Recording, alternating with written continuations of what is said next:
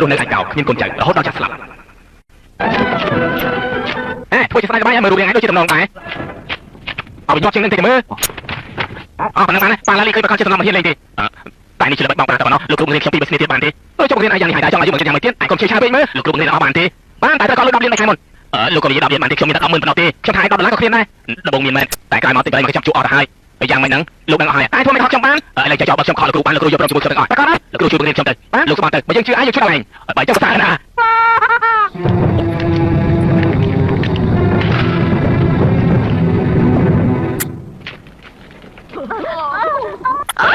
គ្រូខាងជួបគ្រូគាត់បើមិនគ្រូខាងខ្ញុំអត់ខ្ញុំ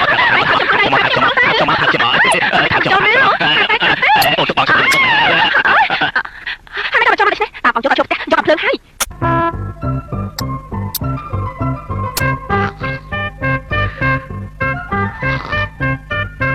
ចង្កៃយកមិនក៏ចូលមកមិនក៏បងថាម៉េចអូនទៅបងជំនួសងងឯងអូនទៅពាំងទេខ្ញុំដឹងហើយរៀងដូចពាំងមែនតែបងថាដូចទេតែប៉ះ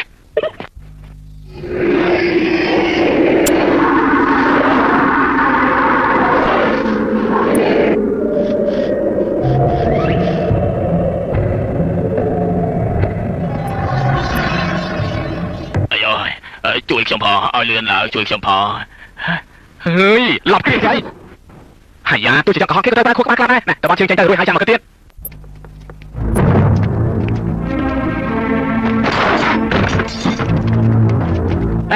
ហើយបងឯងធ្វើស្អីហ្នឹងហើយមកប្រហែលអ្នកហើយស្លៀកពាក់ចឹងចាំសួរបាយឡោដែរមានកណ្ដាលយូរផងមិនចំណាយដើមទុនច្រើនម្ល៉េះត្រូវហើយចាហើយក៏ត្រូវមានកំភ្លើងកូនក្មេងបាត់ដើមដែរប៉ាំងកំភ្លើងមែនតើ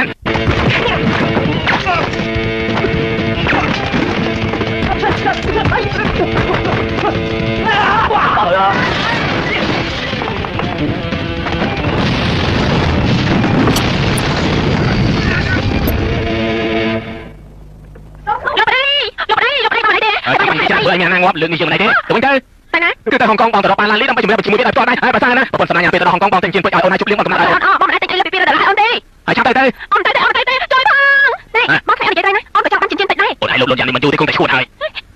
បងកុំខ្លាចបងនិយាយលេខទេដំណឹងពិសេសនៅចំនួនធំនៅហុងកុងលោកអ៊ីថុងនិងម្នាក់ទៀតដែលប្រកែរស៊ីបំផុតគឺលោកអាលីគេទៅពីបាត់ខ្លួនមួយសប្តាហ៍ហើយតាមការស្មានរបស់សាធារណជនថាពួកគាត់ប្រហែលជាត្រូវគេចាប់គំរាមហើយព័ត៌មាននេះណាបងខ្លាចអូនមើលជាង100ដងតែឥឡូវឲ្យបងមើល100ដងទៀតចាំមើលដល់គាត់មកវិញមានចំណុចអីពិសេសទេបងខ្លាចអូនអាចកំបាំងតែអញ្ចឹងមកទល់ពេលនេះតើប៉ូលីសមានអ្វីសំខាន់ទេការសំខាន់តើប៉ូលីសមានរកអ្វីឃើញខ្លះទេនេះគឺជាការសម្ងាត់តែតាមបងយល់គាត់ចង់ធ្វើបាបបងទេបងអត់មិនតិចទេតែហើយពី2ថ្ងៃទៀតគាត់នឹងមករៀនបងពីល្បិចពីវិញ្ញាណហើយលោកđấyពីសាមានឃើញបងខ្លាញ់ទេអត់ឃើញទេកាយគាត់ទៅជាមួយបងពីសាប្រហែលថ្ងៃនេះបងខ្លាញ់ដូចជាមានបញ្ហាបងសង្ស័យថាប្រហែលថ្ងៃមុននោះគាត់មកជាខូចគ្រប់បានហើយគាត់យ៉ាងម៉េចឯងមើលនេះគាត់ទិញចិញ្ចៀនពេជ្រជើងដាក់បងឲ្យបងឯងនេះពេញមិនអាចព្រៀបចិត្តស្មោះរបស់បងបានទៅមិនបងបានទិញចិញ្ចៀនពេជ្រជាមួយគ្នាដែរចោលដល់តែបាត់គាត់បងស្មានថាគាត់ទៅមកវិញហើយ